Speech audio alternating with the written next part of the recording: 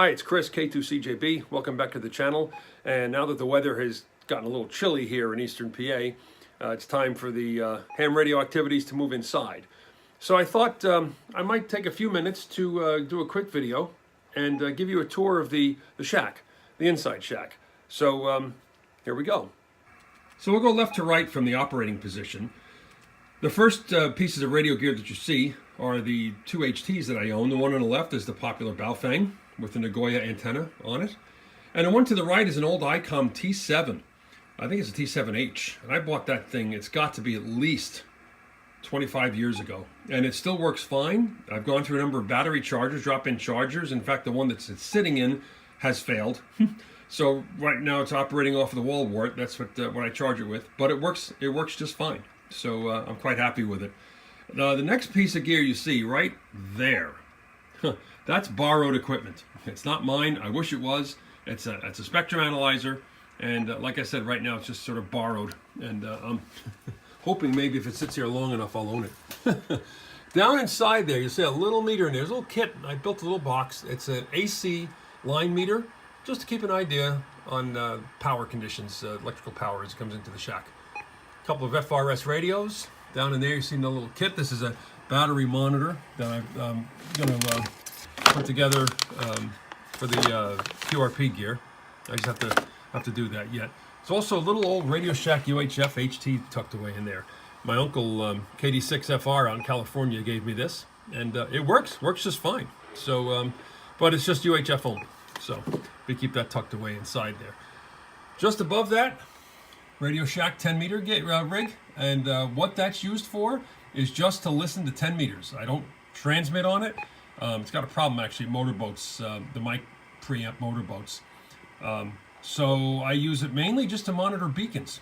I figure if the 10 meter band is open and I hear beacons coming through on this radio, then the rest of the bands could be open. So that's really what it's there for. Above that, a little Radio Shack SWR meter. I do have a vertical dipole outside for 10 meters that this radio is connected to. As we move along, that's the West Mountain Radio Clear DSP audio processor. That is connected to the main rig, which is down here, which is the, let me get the mic out of the way, the Yaesu FTDX-3000. Great radio. I love this radio. I haven't come close to using it to anywhere near its capacity, but it is a fantastic radio. The speaker I have for that, at the time when I bought this radio, which has got to be 4 years ago now, there was no matching speaker. So I bought this, the Palstar SP30. What a beautiful sounding speaker this is too. I have it on right now, but you really can't tell on this. Just what kind of quality audio that thing produces. So we go across a little more. Nice little Vibraplex paddle for the rig, for CW. Great paddle, beautiful paddle. Hey, Vibraplex, right? Can't get any better than that. Actually, you probably can, but I just love the way it looks. I don't operate CW all that much. Maybe we'll start doing that in 2019.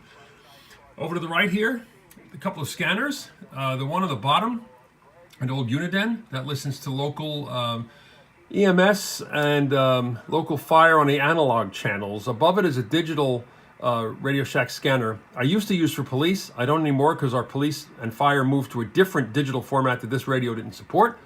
So right now, this is operating as a weather radio and also listens to 220 repeaters in the area, and I don't hear a whole lot of activity on that, unfortunately.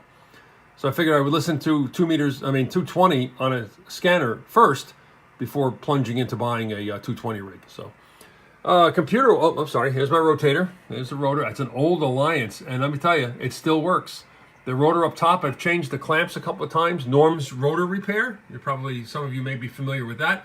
I've gotten parts through him, and that rotator is still working. I bought that rotator in I want to say 85. So I've definitely got my money's worth out of that. Up top, a couple little speakers for the scanners, and there's a pair of little Morse code kit that I got at a flea market many years ago.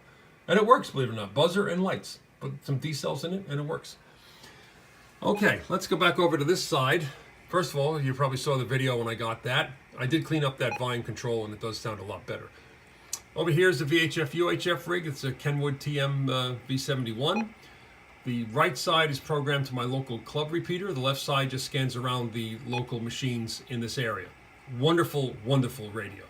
And that's a little MFJ meter SWR bridge for the V71, so I can see what's going on for that.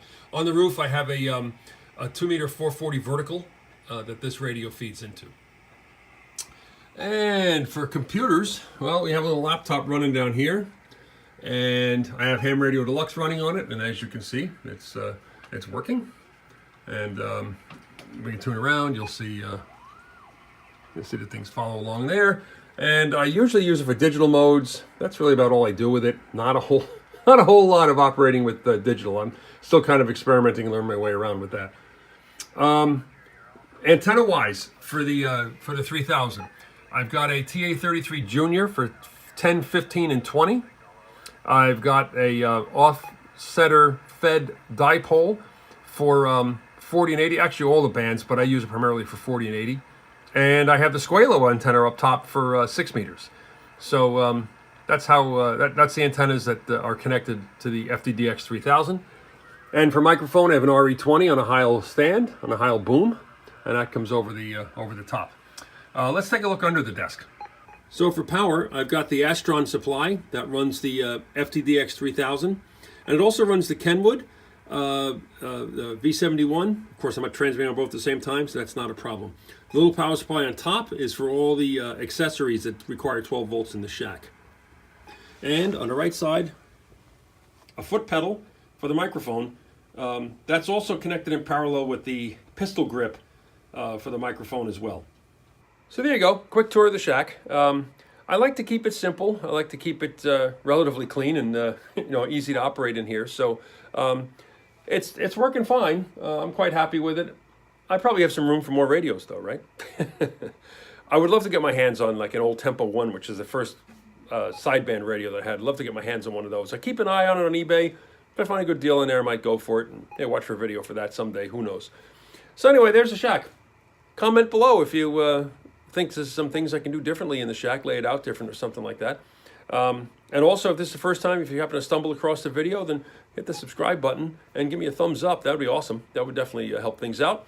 And until the next time, 73 from K2CJB.